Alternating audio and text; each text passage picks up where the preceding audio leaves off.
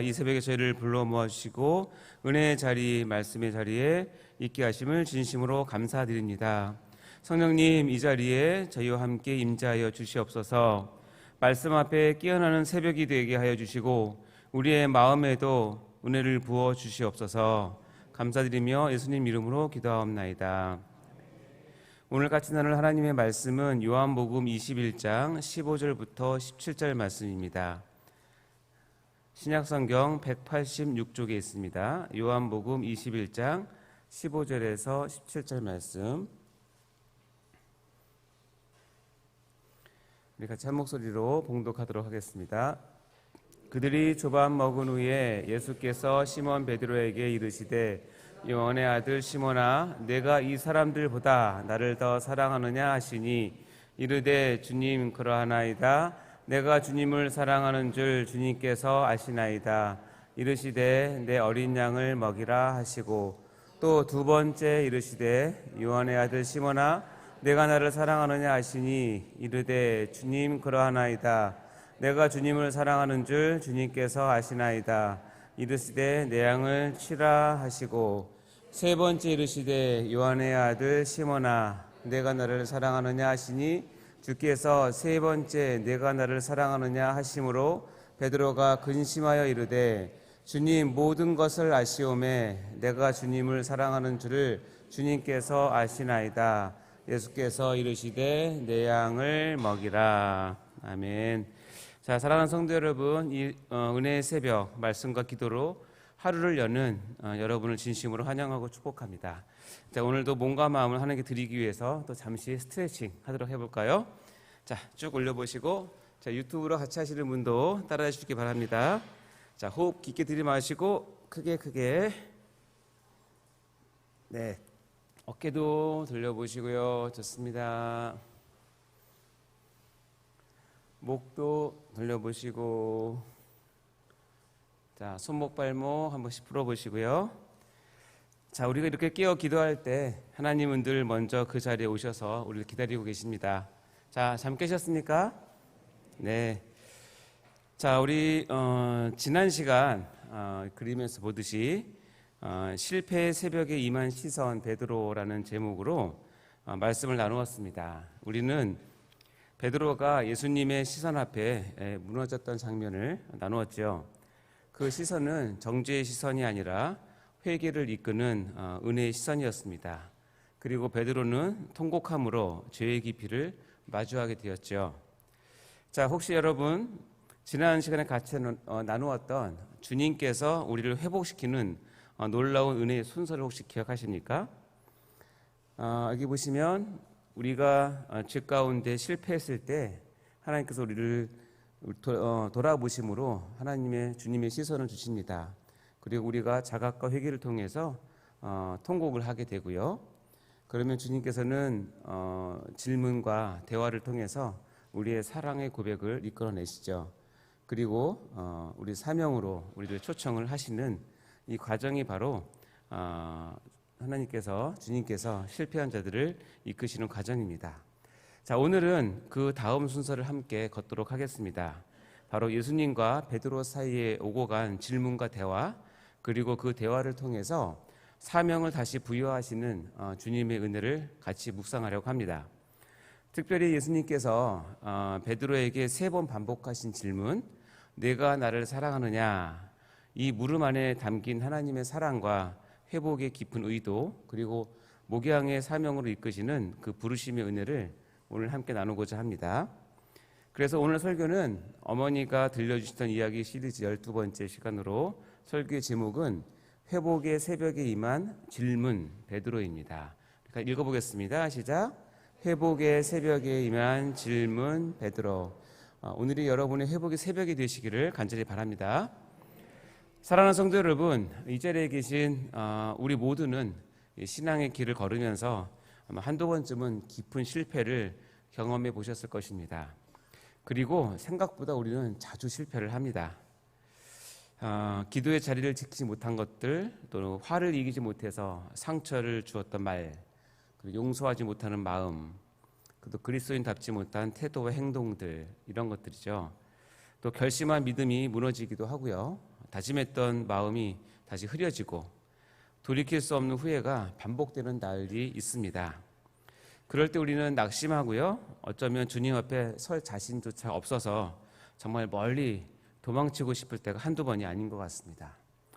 어쩌면 지금 이 자리에 앉아 계신 여러분 가운데서도 정도의 차이가 있을 뿐 베드로처럼 마음속에 이 실망의 그림자를 품고 있는 분이 계실지 모르겠습니다. 그러나 오늘 읽은 이 본문은 우리에게 한 가지 분명한 소망을 선포합니다. 무엇이냐면 예수님은 실패한 자리를 외면하지 않으시고 그 자리에 다시 찾아오십니다. 그리고 그 자리에서 조용히 우리에게 물으십니다.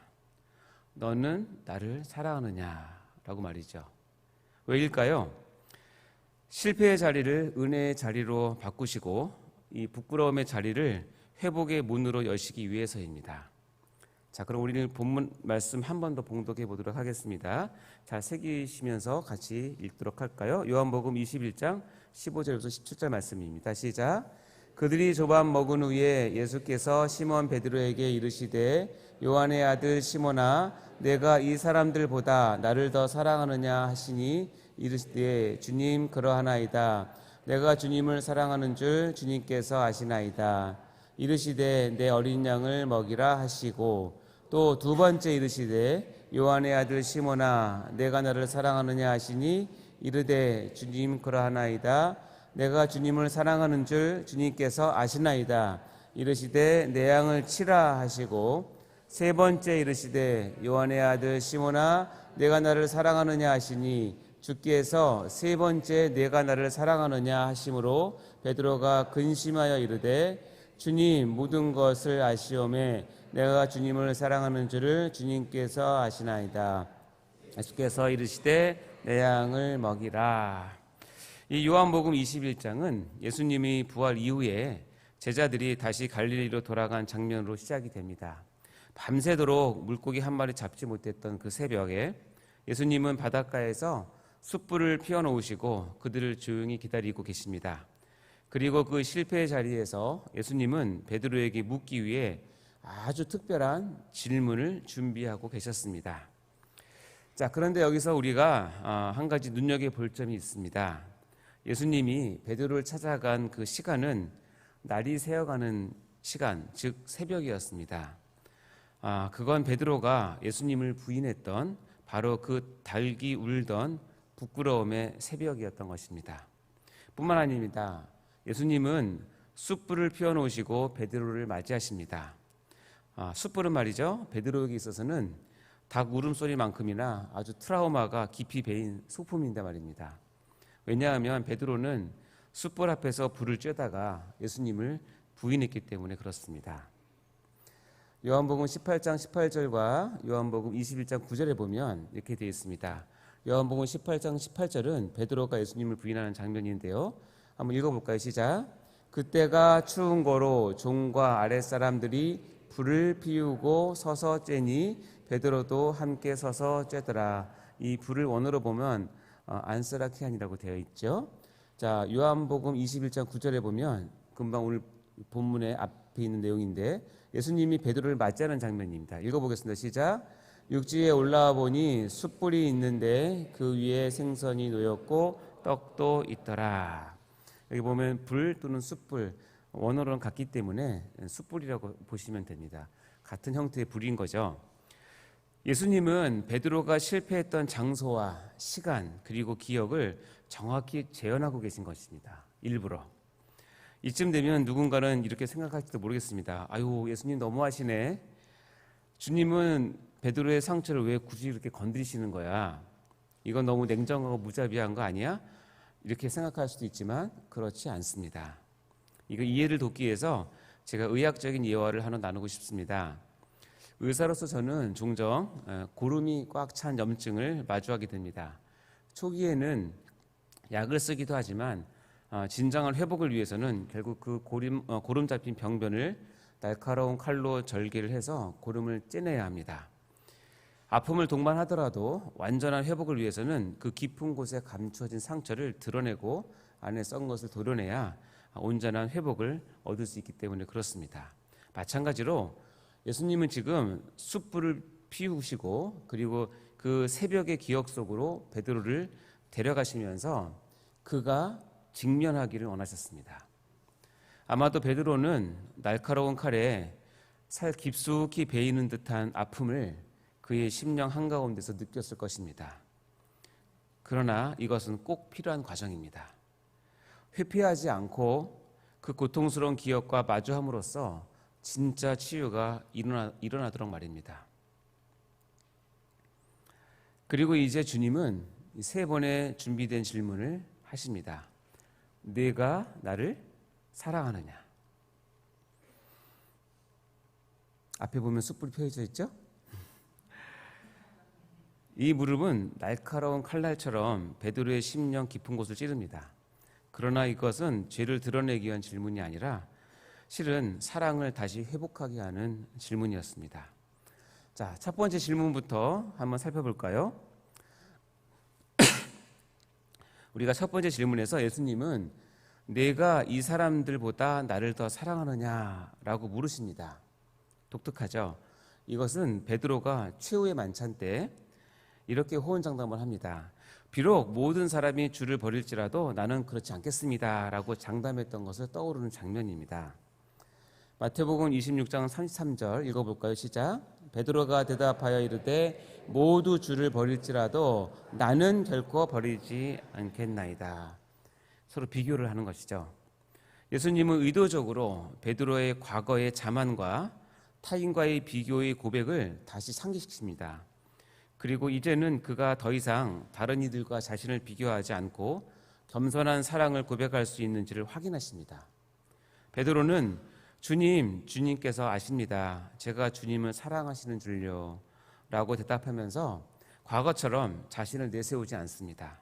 오직 주님의 전지하심에 의탁하여 자신의 마음을 드러냅니다. 이것을 개혁주의 해석자들은 이 고백 속에서 인간의 연약함을 깨달은 베드로의 내적 변화와 회개를 읽어낸다고 합니다. 그는 이제 더 이상 자신을 신뢰하지 않고 오직 주님께서 자신의 내면을 아신다는 고백 위에 자기 자신을 세웁니다. 두 번째 질문도 동일한 내용을 반복합니다. 아까 우리 읽어봤죠? 주님은 또다시 내가 나를 사랑하느냐라고 물으시고 베드로는 같은 방식으로 대답을 합니다. 이 반복은 단순한 확인이 아니라 베드로의 심령 깊은 곳에 감추어진 상처를 어루만지시는 주님의 손길입니다. 이 반복된 질문에 아마도 베드로는 점점 당황했을 것입니다. 우리 삶 속에서도 자신의 약점을 반복적으로 건드리는 질문을 할 때 그때 느끼는 불편함과 그 당혹스러움 있지 않습니까?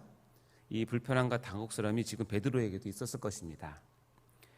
이 두 번째 질문에서도 예수님은 아가페, 이 헌신적인 사랑을 사용해서 물어보시고 베드로는 필레오, 우정 어린 사랑으로 답을 합니다. 사랑의 깊이에 있어서 여전히 간극이 존재하는 것 같습니다. 이에 대해서는 그동안 많은 설교자들이 아가페와 필레오 이 두 단어 차이에 대한 여러 해설을 가지고 설교를 했다는 것을 다 아실 것입니다. 또 담임 목사님께서도 이 부분을 여러 차례 설교를 통해서 가르쳐주신 관계로 오늘은 깊이 설명하지 않도록 하겠습니다. 다음 세 번째 질문은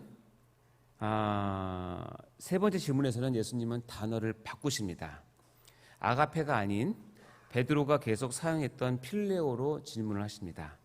이 세 번째 질문으로 베드로는 완전히 KO가 되어버린 듯합니다.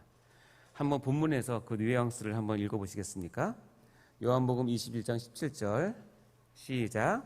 세 번째 이르시되 요한의 아들 시몬아 내가 나를 사랑하느냐 하시니 주께서 세 번째 내가 나를 사랑하느냐 하심으로 베드로가 근심하여 이르되 주님 모든 것을 아시오매 내가 주님을 사랑하는 줄을 주께서 아시나이다. 예수께서 이르시되 내 양을 먹이라. 베드로가 굉장히 당황한 것 같습니다. 주님께서 베드로가 사용하는 단어로 질문하는 순간 아마 베드로는 마음속 깊은 곳에서 무너져 내리는 것을 느끼는 것 같습니다. 지금 베드로의 심령은 심히 근심이 된 상태인 것만은 확실합니다. 이 세 번째 질문이 결정타였습니다. 그는 근심하며 이렇게 얘기합니다. 주님 모든 것을 아시나이다. 자, 왜 예수님은 이런 방식으로 질문을 하셨을까요? 의사의 관점에서 본다면 저는 이것을 이렇게 이해를 합니다. 마치 외과 의사가 깊이 감추어진 암을 제거하려면 반드시 환부를 열고 그 뿌리를 드러내야 하듯이 예수님은 베드로가 완전히 회복되기 위해서 반드시 그 상처의 깊은 뿌리를 드러내어 치유하기를 원하셨던 것입니다. 겉으로 난 흉터가 아니라 마음 깊숙한 곳에 남아있는 세 번째 부인의 기억, 즉 그것을 예수님은 다루고 계신 것입니다. 바로 이것입니다. 마가복음 14장 71절 읽어볼까요? 시작. 그러나 베드로가 저주하며 맹세하되 나는 너희가 말하는 이 사람을 알지 못하노라 하니. 이 베드로의 세 번째 이 부인은 단순한 부인이 아니라 저주와 맹세를 동반한 가장 심각한 형태의 부인이었습니다. 따라서 주님은 그 가장 깊은 상처까지도 다루심으로 베드로의 온전한 회복을 원하셨던 것 같습니다. 그래서 세 번째 질문은 베드로를 거의 무너뜨리는 질문이었죠. 자, 정리해 봅시다. 왜 예수님은 세 번이나 내가 나를 사랑하느냐라고 물으셨을까요? 그것은 바로 베드로가 세 번 부인했던 실패를 세 번의 사랑 고백으로 회복시키기 위한 의도적인 대화였습니다. 우연이 아니라 계획된 은혜였습니다.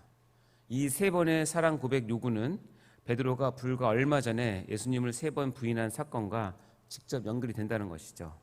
결국 예수님은 베드로로 하여금 과거의 실패를 마주하게 한 후에 반복된 사랑 고백을 통해서 그를 완벽하게 회복시키고자 하셨습니다. 개혁주의 주석가들은 이 장면을 공개적인 회개와 명예회복의 장면으로 해석을 합니다. 그래서 칼빈은 이 부분을 이렇게 설명을 하는데요. 우리 한번 같이 읽어보도록 할까요? 시작. 그리스도께서 베드로를 세 번 목자로 세우신 것은 베드로가 세 번 부인함으로 입은 영원한 수치를 씻어내어 그의 사명에 어떠한 장애도 남지 않게 하려는 의도였다라고 해석을 합니다. 그리고 예수님은 이렇게 질문만 하신 것이 아닙니다. 매번 베드로의 고백 후에 이렇게 말씀하십니다. 내 어린 양을 먹이라, 내 양을 치라, 내 양을 먹이라. 이는 사랑의 고백 다음으로 사명의 위임으로 이어지는 세 번의 반복 구조를 이룹니다. 개혁주의 전통은 여기서 명확히 이것을 얘기하는데요.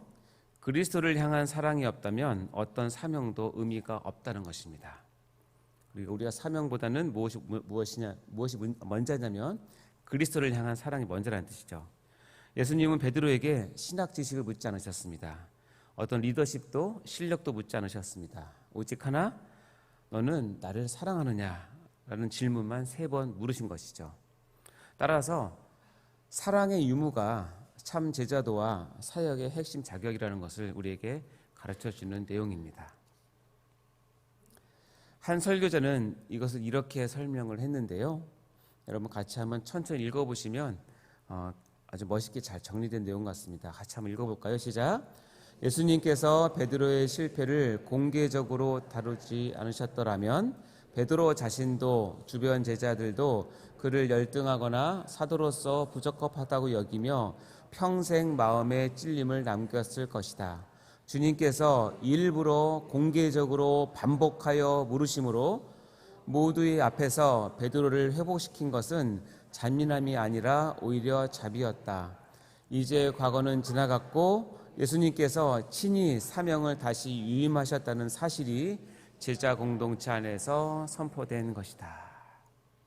하나님의 이 놀라운 사랑을 여러분 믿으십니까? 이렇게 공개적인 회복의 과정을 통해 베드로는 죄책감에서 자유로워졌고요. 다른 제자들 앞에서 또 사도로서의 권위를 회복하게 되었고요. 초대교회 역사상에서 수제자로서의 임무를 완벽하게 완수했던 사도로 기억을 되고 있습니다. 사랑하는 성도 여러분, 오늘 본문은 단순한 사랑의 고백 장면이 아닙니다. 실패한 제자를 향한 회복의 초대장인 것이죠. 예수님은 베드로의 실패를 모르지 않으셨습니다. 그러나 실패를 정죄의 이유로 삼지 않으시고 회복의 통로로 삼으셨습니다. 그리고 오늘도 동일하게 주님은 우리에게 물으십니다. 너는 나를 사랑하느냐? 라고 말이죠. 이 물음 앞에서 우리는 베드로처럼 더 이상 큰 소리 칠 수 없습니다. 그저 조용히 이렇게 고백할 수밖에 없을 것입니다.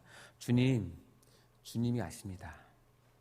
그 고백 속에는 후회가 있습니다. 눈물이 있고요. 부끄러움도 있을 수 있습니다. 그럼에도 불구하고 주님을 여전히 사랑하고 싶은 마음도 담겨 있는 것입니다. 그리고 주님은 그 고백을 외면하지 않으십니다. 그리고 이렇게 응답하십니다. 그러면 내 양을 먹이라. 다시 사명의 자리로 가자라고 말이죠. 사랑하는 여러분, 실패는 누구나 있습니다. 하지만 실패가 끝이 되지 않도록 하시는 은혜는 오직 예수께만 있습니다. 우리는 지난주 시선의 주님을 만났습니다. 오늘은 질문의 주님 앞에 서 있습니다. 오늘 이 새벽 그분의 시선을 다시 마주하시고요. 그분의 질문에 다시 고백으로 응답하시기 바랍니다. 주님, 주님이 아십니다. 저는 연약하지만 여전히 주님을 사랑합니다. 그리고 그 사랑의 고백 위에 주님께서 맡기신 자리를 다시 일어서서 같이 걸어가십시다. 오늘 이 회복의 새벽에 다시 부르시는 그 음성 앞에 다시 사명의 자리로 일어서는 저와 여러분이 되시기를 주님의 이름으로 간절히 축원합니다. 우리 아까 불렀던 찬양 같이 한번 부르면서 주님의 음성을 이 시간 꼭 들으시고 응답하시기 바랍니다. 우리 손을 가슴에 올리시고 같이 불러볼까요? 갈릴리 호숫가에서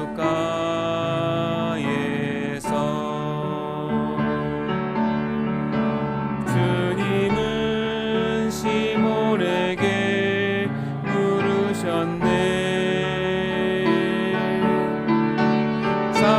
사랑하는 시몬아, 넌 날 사랑하느냐? 오 주님, 당신만이 아십니다. 자기 이름을 넣어보겠습니다. 갈릴리 호숫가에서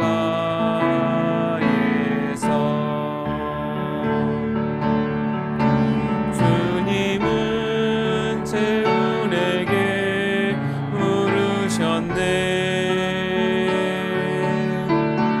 사랑하는 재훈아, 넌 날 사랑하느냐? 오 주님, 당신만이 아십니다. 사명을 고백하겠습니다. 갈릴리 호숫가에서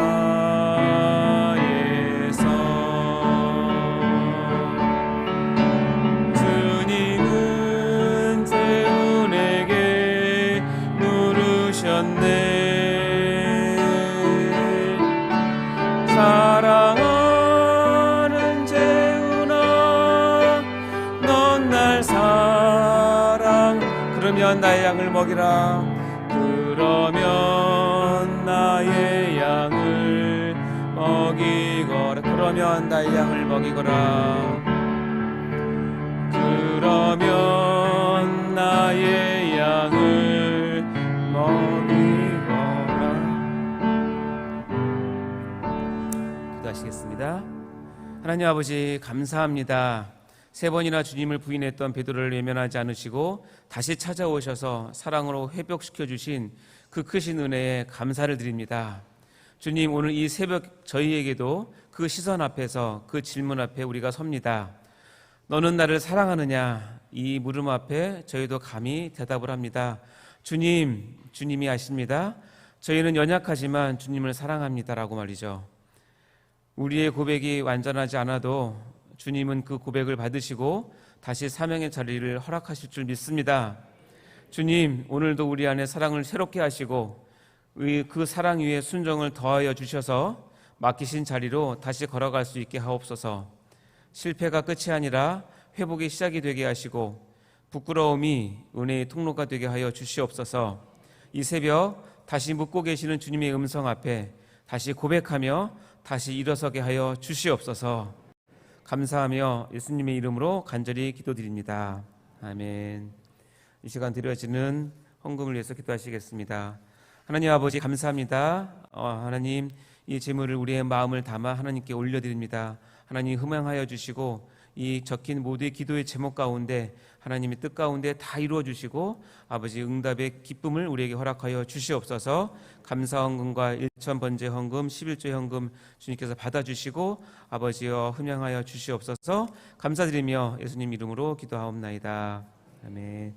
주기도문으로 마치도록 하겠습니다.